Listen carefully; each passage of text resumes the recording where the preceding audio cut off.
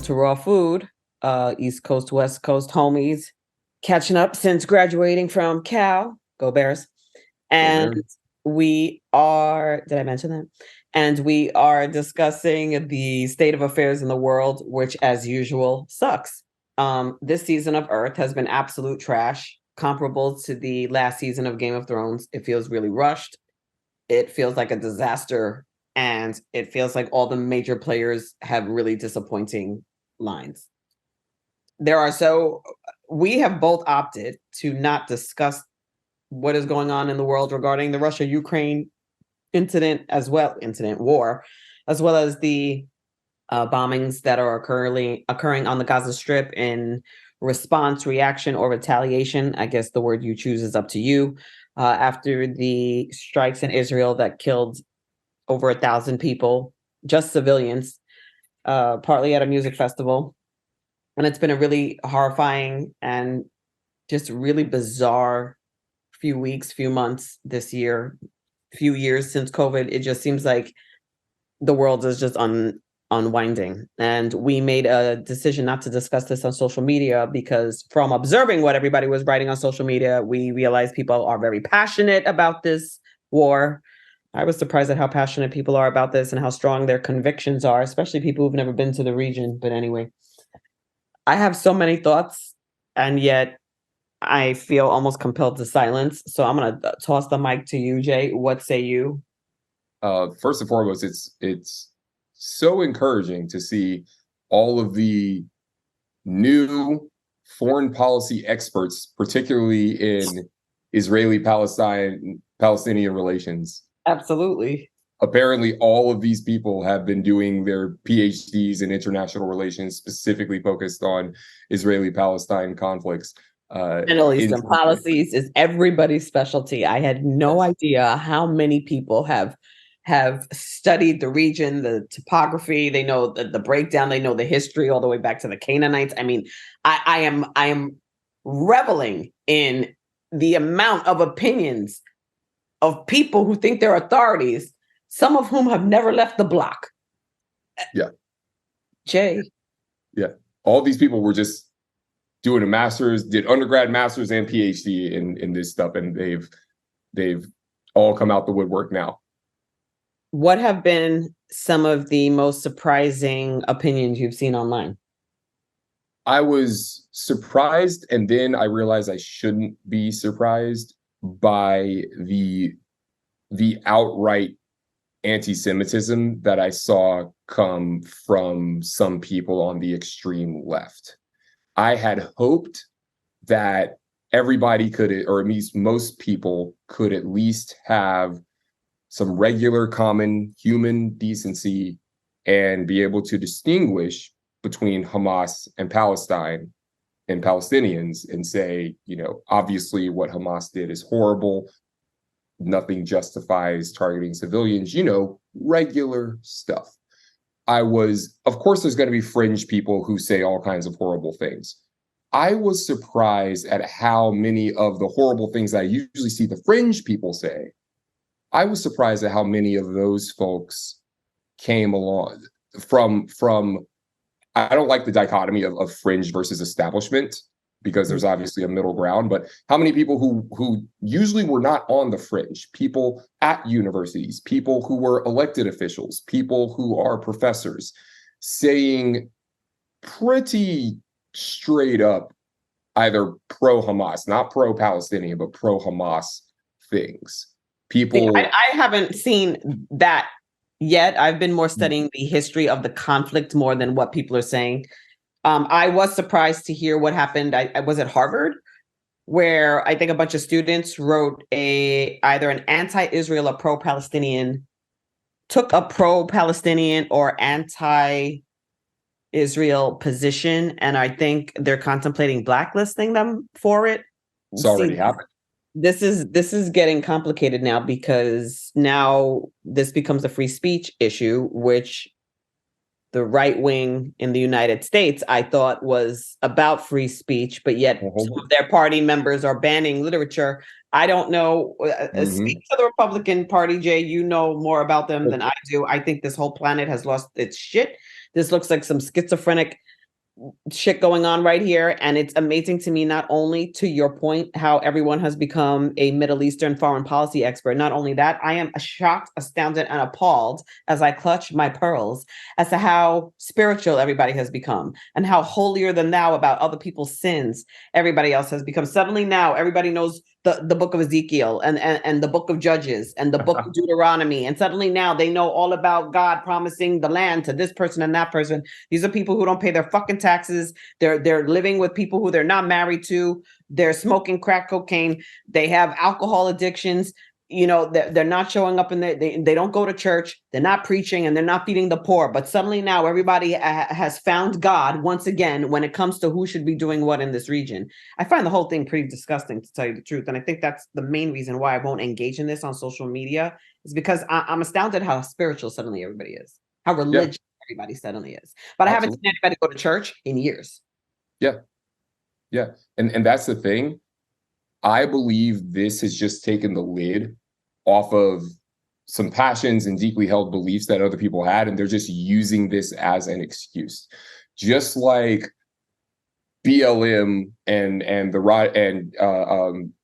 the George Floyd protests gave people a covering, gave some people who were just straight up racist a covering to say, well, hey, look, and now I'm just going to spew all this stuff that I've been thinking about Black people right now. And I've seen, unfortunately, I've been paying attention to the response. And yes, you saw some groups that are, we're going to have a rally and it sounds like it's going to be a pro-Palestinian rally. And then you have leaders who are officials of like the Democratic Socialists of America getting up there saying things. Well, I saw one person, I don't know if they were an official, but I do know this was a rally that like had been sponsored by the DSA. I saw someone get up in there and say like, congratulations to the martyrs and, job well done to Hamas. I saw that video verbatim. This Black man got on the mic at one of these rallies and said, job well done to Hamas. I saw in San Francisco, people spray painted death to Israel. People were chanting death to Israel. People were. That's horrible. Horrible. Right. People there were. There is no doubt that Israel needs to exist. Africans have Africa. Japanese people have Japan. Irish people have Ireland. Italians have Italy. The French have France. Everybody has a country. The Jews deserve to have a country. They've been expelled, exterminated, and attacked on almost every continent in the world. They have to have a country. There is no question about this, period.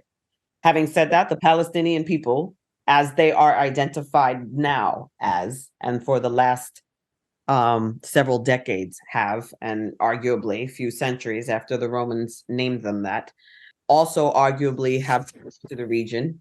And there is also no disputing that.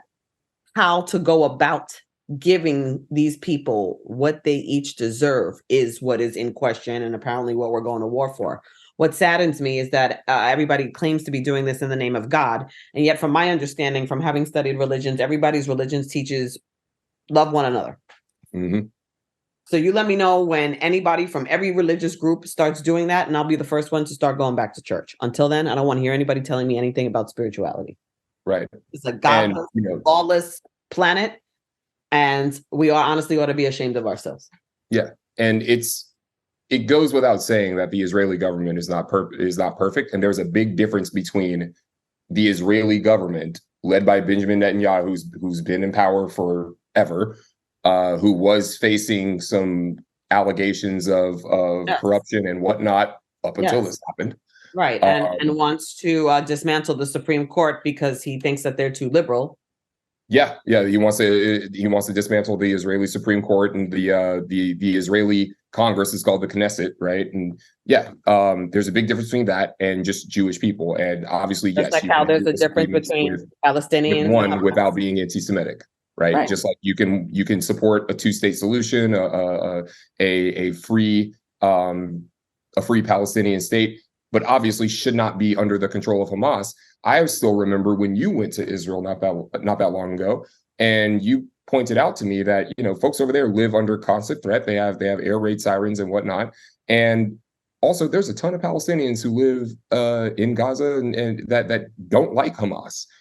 Yeah, I mean, we may support the regional leader there, but they overwhelmingly, according to the Palestinian policy survey that came out this summer, the majority of the people do not support Hamas. They do support representatives. That would be like saying maybe you support your local leader, but you don't necessarily support the party that they are aligned with.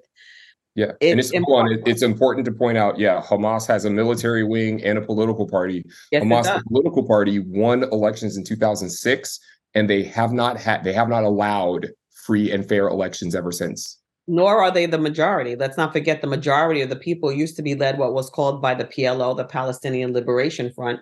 And that used to be run by Yasser Arafat, who was a huge prominent political figure all through the 80s and the 90s. Mm-hmm. And it's important to understand that these things don't happen in silos. There's a context, there's a history to this region that goes back thousands of years. The PA, the Palestinian Authority, et cetera, et cetera. Yeah. Yeah, I mean, the Christians, Jews, and Islamic people all hold claim to the land because all three of those religions all hail from the same line, which is the line of Ibrahim or Abraham, depending on how you want to pronounce it. And this is indisputable. This is the foundation of those religions. This is why this territory is so meaningful to all three. What that solution is remains to be seen. What I do know is that solution shouldn't involve killing children or attacking hospitals on either side of the aisle. Mm-hmm. And I'm deeply disappointed and I'm deeply sickened by the whole thing. And to tell you the truth, I haven't really engaged in any media or with anyone because there was someone I had a discussion with about this, like hit them with, facts, data, survey, policy, survey, research, all of this, and then turned around and saw on social media, they posted something from like a person from their political aisle that basically said like every Palestinian is a liar and this is the real history.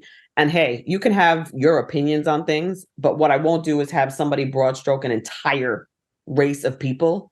And what was even more disappointing about that is that the person that she posted that put out that information is not someone she knows, probably not someone who's been to the region, whereas I am somebody she knows. I am somebody who has been to the region. And to doubt me over some foreign like meme that you found on the internet just because that person confirms your bias, to me, that's ignorance. So now that I know that that's the status quo, because no one really wants to admit that they haven't really deeply studied anything since high school.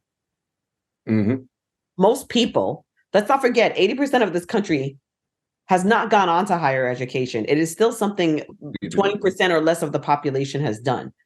And it requires a lot of reading if you do continue to do it. Most people's education stops after high school. So unless you're the type of person who really does research, and when I say research, I don't mean jump on YouTube, watch 3 videos and Google 3 things and suddenly think you're a wizard. I mean, reading books, comparing them to one another, comparing resources. That's what I love about school. I know there's this whole poo-poo thing about school right now, but once upon a time, we used to pride ourselves on like learning how to be smart, learning how to critically think and flush out ideas. And colleges used to be the place that you could discuss a variety of ideas and no ideas were shut down. Yeah, people could disagree, but you could still speak. Right. Whereas now you're not allowed to speak. And I push back against people who say that all colleges do is brainwash people into liberal thinking. That has not been my experience. And I went to Berkeley and I wouldn't even say Berkeley was that liberal. Everybody, the minute you say Berkeley, everybody thinks about the Berkeley of the 60s. But guess what? It's not the 60s. Yeah, the biggest political club on campus is the Berkeley College Republicans. Exactly. But see, again, people's knowledge base is really so limited and confined to the last book they read before they graduated from high school that's where most people's belief systems have been built and have stopped. And then they watch the news or they talk to people in their own social class, their own circles, and then everybody regurgitates the things that everybody around them says, and then they all think they know something. Meanwhile, nobody's even been to the region, or they don't know any Muslims, or they don't know any Jews, or they don't know any this, or that. Or, it just is bizarre to me that I would have a full-blown conversation with somebody and say, I've been to the region, I've spoken to the people, this is my experience, this is my studies, and you would turn around and post something on the internet from someone you do not know who simply just mimicked what you think you believe. Yeah, damn your education. Not right about everything you believe. None of us are. Yeah. That's the point of research. Yeah, damn your facts, damn your education, because they're not interested in being educated. They're interested. Nobody wants to be smarter. Everybody wants to believe that every thought they have is right. No one wants to say, you know what, maybe I'm wrong. Let me think about that. Let me reflect on that. I didn't know that. Now that I have additional information, let me revise my thinking. That's what makes you smart. Yeah. That's true intelligence. Yeah. Good luck, Earth, on this episode of Raw Food.